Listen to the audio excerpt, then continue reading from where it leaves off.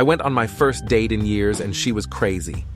Usual disclaimer, this happened last week. Not today, but I've only just recovered enough to talk about it. Also, for context, I am a detective with the police, which was on my profile. I have been single for a few months now and finally decided to give those Tinder-style apps a go. A colleague recommended Bumble, which is essentially just Tinder but bee-themed. I downloaded the app on Thursday, and by Friday, I had a date. So I thought things were going well. I arranged the first date for Saturday at a busy shopping center. Now, I've been out of the dating game for a while, and we were chatting about movies, so we went to the cinema to see Mortal Engines. I knew the first greeting was always going to be awkward, the whole, "Hey, is that X?" You now have 1 second to decide on a kiss on the cheek, awkward hug, or lame wave thing. But what happened was none of those things. Instead, I got hit with, "Tell me who you are, I need to verify you," which, not going to lie, is as romantic a greeting as smearing yourself with Marmite and announcing,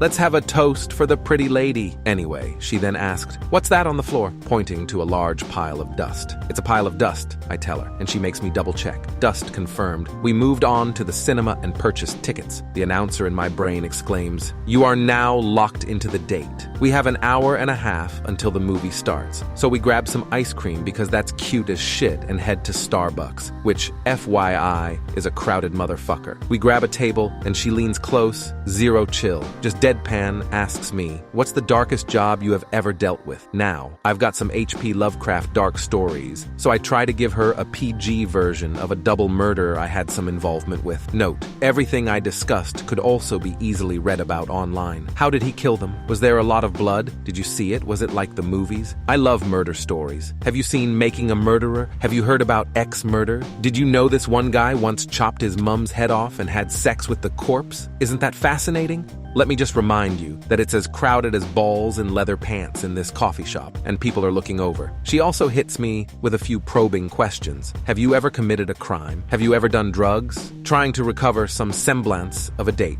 I joke, haha, only if you count downloading Showbox as a crime. Next, it's my turn to ask some questions and throw out the classic, "Tell me about yourself." I know it's lame, but I panic at, "Oh, I've just been released from 18 months locked up in a psych ward in Broadmoor. It was pretty much a DOS, and I got to meet people like Naked Philip, now gripped with what can only be described as the terror a double D-breasted woman feels in a slasher flick. I decide I have two choices. Number one, run into the crowd and disappear. Number two, continue the date. What could go wrong in a cinema? It's just 2 hours of awkward silence. Let's just say I chose poorly. Before we move off, though, she asks me to search for her chair. I don't really do much except say it's fine, but after walking off, she decides my efforts were not good enough and goes back to search for it properly. Finally, we go into the cinema now 10 minutes after start time, so it's an adverts. But most people have sat down. Of course, there are people in our seat, what looks like a family of 14 parts, like the Red Sea,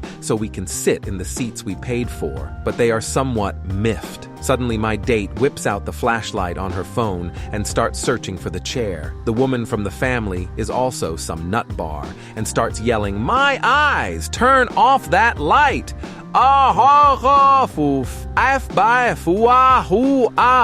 My date sits down in darkness for a whole 5 minutes before deciding that she wants to have a round 2 of Flashlight Rodeo. Cue raging Snickers lady. "I'm going to knock you out. I told you turn that light off." I'm not about to white knight defend this woman. I'm a goddamn spectator here. The fruit and nut villain is eventually calmed down by her fella. The date goes for lucky number 3 flashlight gamble. This time, I have to step in and say this is not okay. So, movie time. I'm sure Mortal Engines is a fine film, but it's pretty out there and long. All I'm thinking about is the 3 pieces of advice I was given prior to app dating. Number 1, don't get drunk. Number 2, don't send dick pics. Number 3, don't stick your dick in crazy. So despite the horror movie Mortal Engines has become, I am still a man, and she is still an attractive woman. So I'm repeating number 3 again and again in my head like a monk trying to achieve enlightenment. Luckily, the date is so bad and my fear is so palpable that logic wins out. After the movie, she goes to the bathroom and hands me her coat and bag. Can't run yet. Got to wait. She returns dead serious. "I need you to follow me." This is where I die, I think. I'm being lured to the bathroom to be filtered like a fish flesh and used as a skin suit in some crazy sex game. She walks me to an isolated area and points at an especially large pile of dust. "What's that?" I say. "Just a large pile of dust." She asks, "Are you sure? Can you check?" Sure enough, it's just dust. So, keen to make good my escape, I lay down a, "Whoa, look at the time. 8:30, gotta grab that train." She responds, "You know I'm really thirsty. Could really go for a drink?" Not willing to be the third party to a human centipede, I push on. "Central Line, that's me. Oh, you too? Great." Next, she smashes out a, "You know the overground train for me is an hour wait. I don't really want to wait an hour, so thirsty." At the next stop, I just decided the wrong station was the right place to be. "Oh, look at this. Haha, my stop. Lovely to meet you. Bye." The journey home was the most paranoia-driven thriller of my 29 years.